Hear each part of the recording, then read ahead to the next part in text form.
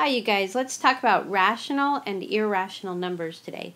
Okay, so I think we've talked about it, but it's good to review. There's a little story, and I want you to look over in the margin, okay? So think about how you grew up and how you started learning numbers as a little kid. And I'm going to start with the smallest circle. Little teeny kids, they start with easy numbers. And so think of this smaller circle. The whole numbers would be like 0 and 1 and 2 and 3 and 4. There's no fractions, there's no decimal fractions, there's no negatives even. And then we get a little bit older, and so see that bigger circle, like our brains grow a little bit. And integers are whole numbers and they're opposites. So now we have like 1 and -1, 2 and -2, 3 and -3.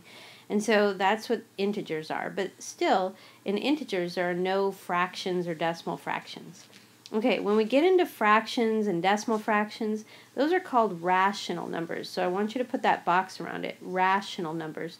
Rational means they're fractions or also decimals that either stop, terminating decimals, or they repeat in a pattern. But you guys know, now that we've started looking at square roots, there were some square roots that were really, really easy.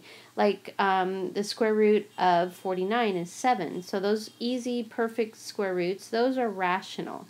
But the ones that we had to estimate, those are irrational. So square roots like the square root of 40 is not an easy one, but we could estimate it. Those are irrational.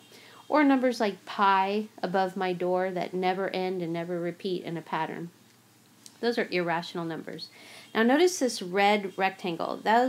Everything here are what we call real numbers in math. So they really, really exist. They exist on a number line, and so they're called real numbers. So irrational numbers are square roots that aren't perfect, the ones that we have to estimate. They're also decimals that never end and never repeat in a pattern. Real numbers are all rational and irrational numbers. Okay, so take a look at example 1. Tell whether the number is rational or irrational.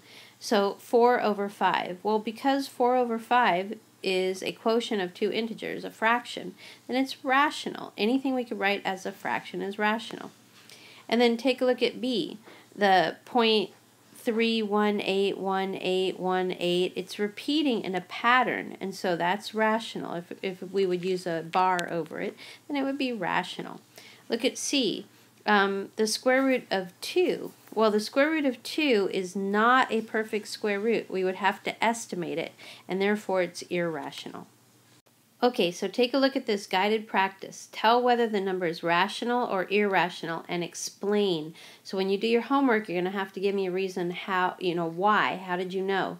So take a look at number 1, 9 over 20. Well, as soon as I see it, it looks like a fraction. I immediately say it's rational. And why? Because it is a fraction. It's one number over another number. Take a look at 2, the square root of 13. I just asked myself, is it an easy perfect square or is it one that I have to estimate? And since the square root of 13, it would be one that I would have to estimate, it's irrational. It is not perfect. We would have to estimate it.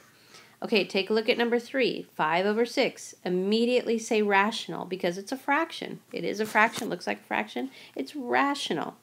Look at number 4, the square root of 81. Well, that's a quick, easy one. That's one of the ones I asked you to memorize. So the square root of 81 is exactly 9. So that's rational because it's a perfect square root. Okay, so this says copy and complete the statement with is less than, is greater than, or is equal to.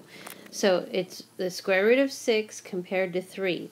Well, let's estimate the square root of 6. So remember, I put 6 in the middle, and then I find two perfect squares that are closest. So 4 is a perfect square, and that's less.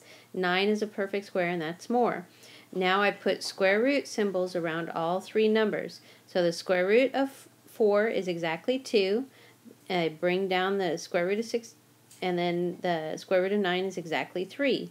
And now I just have to ask myself, well, which one is it closer to? Well, it's closer to 4 because it's only 2 steps away from 4, so that means it's closer to the number 2. So the square root of 6 is closer to 2. So I say that it's 2 compared to 3. Well, 2 is smaller, so that means the square root of 6 is smaller than 3. Okay, take a look at number 6. the square root of 49 compared to 7. Well, the square root of 49, that's a perfect square, so that's exactly 7.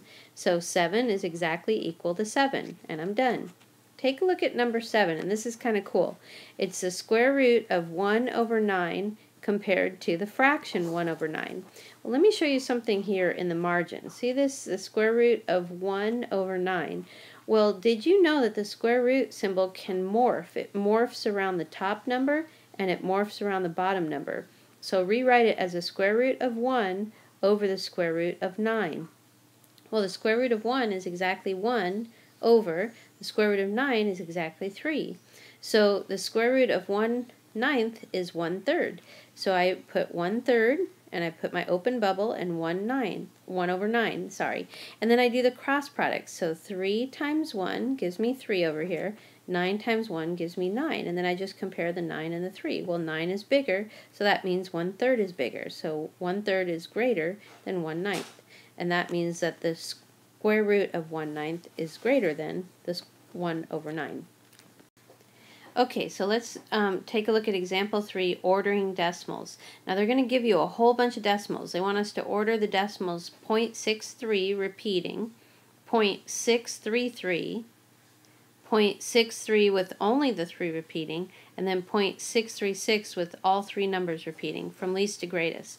Now, here's a trick, and I want you to do this in your homework. Write each decimal out to 6 decimal places. That means 6 numbers after the decimal point. So I showed you here. 0.63 with a bar over the 6 and the 3 would be 0.636363 ... And then this one, 0.63 with the bar over the 3 only would be 0.6 and then 33333 ... This one, 0.633 with no bars at all would be 0.633 and then add 3 zeros, 0, 0, 0.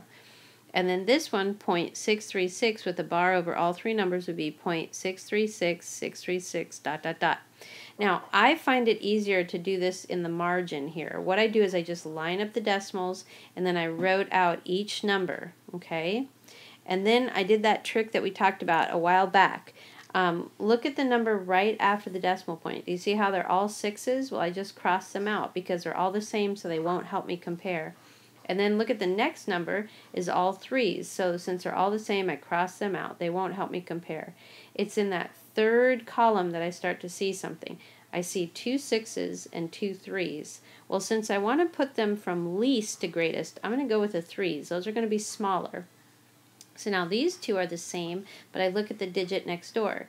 This one has a 3, this one has a 0. So the smallest one has to be the 0. So I'm going to write that number first. So notice how I put it here, 0.633000. That's the smallest one. And then you can cross that one out.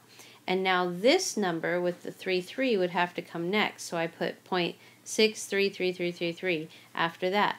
And now I just have to compare the ones that had the 6s here. So see, this one has a 6 and a 3. This one has a 6 and a 6. Well, I know 63 would be smaller, so I'm going to put the 0.636363. And then the biggest number there is 0.636636. Okay, and then all I did was write them in their original form. So 0.633 with 000 is just 0.633. The next number is 0.63 with a bar over the 3 only. The next number is 0.63 with a bar over the 6 and the 3. And the biggest number there would be 0.636 with a bar over all 3.